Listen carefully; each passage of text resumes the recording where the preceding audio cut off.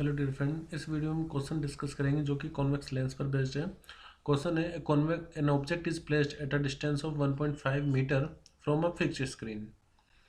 When a convex lens is placed between the screen and the object, a sharp image of object is formed on the screen for two position of the lens.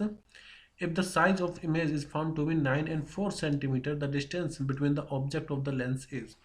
तो देखो, पहले मैं concept बता देता हूँ कि यहाँ पर हो क्या रहा है। लेट यहाँ पर एक स्क्रीन और एक ऑब्जेक्ट ले लेते हैं पहले। तो देखो, ये हमने स्क्रीन माना हुआ है और यहाँ पर हमने एक ऑब्जेक्ट रख दिया ओ, और ऑब्जेक्ट से स्क्रीन तक का डिस्टेंस हमें गिवन है 1.5 मीटर। तो मैं उसको कैपिटल डी एज्यूम कर रहा हूँ, वो 1.5 मीटर है।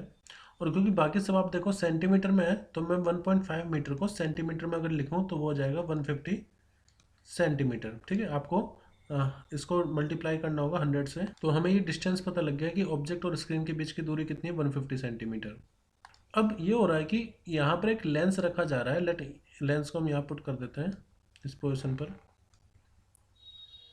ठीक है, कह रहा है when a convex lens is placed in between the screen and the object, मतलब स्क्रीन और ऑब्जेक्ट के बीच में कॉन्वेक्स लेंस हमने रखा। A sharp image of the object is formed on the screen. और फिर यहाँ पर हमें इमेज, ये जो स्क्रीन है यहाँ पर कोई इमेज मिल रही होगी for the to position of lens. लेकिन जो यहाँ पर आपको इमेज मिल रही है वो अलग अलग पोजीशन के लिए मिल रही है। मतलब एक बार तो आपने मान लीजिए लेंस यहाँ पर रखा हुआ है, उसके बाद लेट इस लेंस को थोड़ा सा शिफ्ट कर देते हैं और उस पर भी जो इमेज मिल रही है वो आपको स्क्रीन पर ही मिल रही है। तो मान लेते हैं हमने पहले यहाँ पर लेंस रखा हुआ है, तो ये उसकी फर्स्ट पोजीशन हो गई, और बाद में इस लेंस को शिफ्ट कर रहे हैं, तो लेट ये इसकी सेकंड पोजीशन है। और मैं मान रहा हूँ कि इन दोनों के बीच में जो डिस्टेंस है, जो दोनों पोजीशन है, लेंस की पहले यहाँ पर रखा हुआ था, सेकंड केस में इसको हम शिफ्ट कर रहे हैं, तो लेट ये उसकी सेकंड पोजीशन है। मैं एज्यूम करके चल रहा हूँ कि लेट इनके बीच का जो डिस्टेंस है वो डी है। आगे बोला हुआ है formed on the screen for the two position of lens if the size of image is found to be. देखो, जो साइज दिया हुआ है इमेज का फर्स्ट केस में, लेट मैं उसको HI1 मान रहा हूँ, वो है 9 सेंटीमीटर। और जब आपने लेंस को शिफ्ट कर दिया है तब जो साइज होगा लेट सेकंड केस में HI2 वो 4 सेंटीमीटर है। अब मैं आपको एक और लॉजिक बताता हूँ कि लेंस मैंने इसी तरफ क्यों शिफ्ट किया है। देखो, यहाँ पर आप ऑब्जेक्ट रख रहे हो और फर्स्ट केस में इमेज की हाइट है 9 सेंटीमीटर, दूसरे केस में इमेज की हाइट है 4 सेंटीमीटर।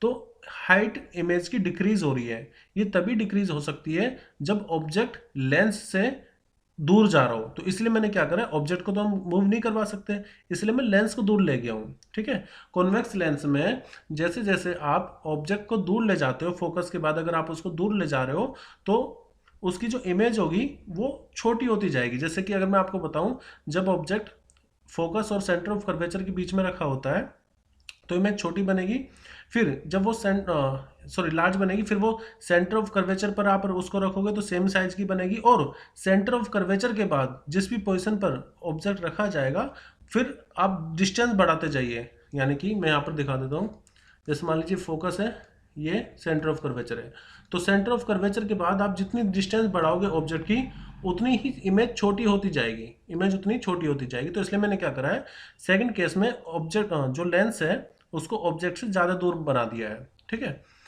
तो जो सेकंड केस में इमेज है वो 4 सेंटीमीटर की है। The distance between the two position of lens है, यानी कि ये जो दो पोजीशन है इसके बीच की डिस्टेंस कितनी होगी ये हमें फाइंड करना है। ठीक है, मैं एक बार फिर से बता देता हूँ। हमने एक स्क्रीन और एक ऑब्जेक्ट रखा हुआ था, उसके बीच में दो अलग अलग पोजीशन के लिए हम लेंस रख रहे हैं। दो अलग अलग पोजीशन के लिए जो इमेज की हाइट है वो 9 सेंटीमीटर और 4 सेंटीमीटर गिवन है। हमें ये फाइंड करना है कि जो दोनों पोजीशन है लेंस की उनके बीच में कितना डिस्टेंस है। तो देखो, इसके लिए मैं डायरेक्ट फॉर्मूला आपको बताता हूँ। तो देखो, ये फॉर्मूला है HI1/HI2, मतलब जो हाइट है इमेज की फर्स्ट केस में और हाइट है इमेज की सेकंड केस में, वो इक्वल होगा D+D/D के। अब देखिए, HI1 हमें कितना पता है, 9 सेंटीमीटर, HI2 कितना है 4 centimetre, equal to D, capital D कितना है 150, और स्मॉल d हमें फाइंड करना है, ये d हमें फाइंड करना है, और ये 150 माइनस d। अच्छा, ये फॉर्मूला कैसे बना है मैं आपको बता देता हूँ। इसके लिए मैंने पहले से ही वीडियो रिकॉर्ड की हुई है, तो उसका लिंक मैं आपको डिस्क्रिप्शन बॉक्स में ऐड कर दूंगा, तो आप वो देख सकते हैं कि ये फॉर्मूला आया कैसे है। ओके, तो 9/4 equal to 150 plus D/150 minus D का स्क्वायर। अब क्योंकि ये स्क्वायर है ना, तो आप दोनों तरफ स्क्वायर रूट ले लीजिए।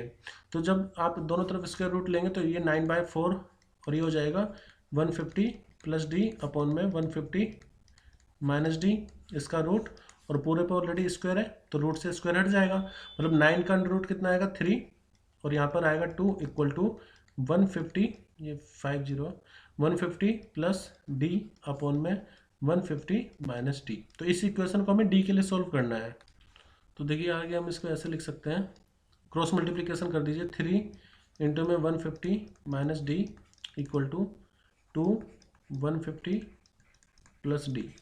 तो हो जाएगा 15 3 45 450 minus 3d equal to 15 into 2 300 और प्लस 2d, फिर 450 माइनस 300 इक्वल टू, ये 3d को आप उस तरफ ले जाइए तो 3d प्लस 2d, यानी कि इधर तो आ जाएगी 5d,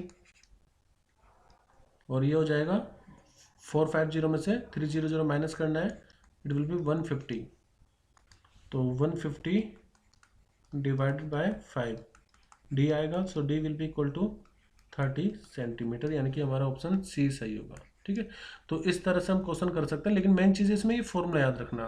फॉर्मूला कैसे ड्राइव होगा उसके लिए आपको मैं एक लिंक दूंगा, उस वीडियो को आप देख लेगा।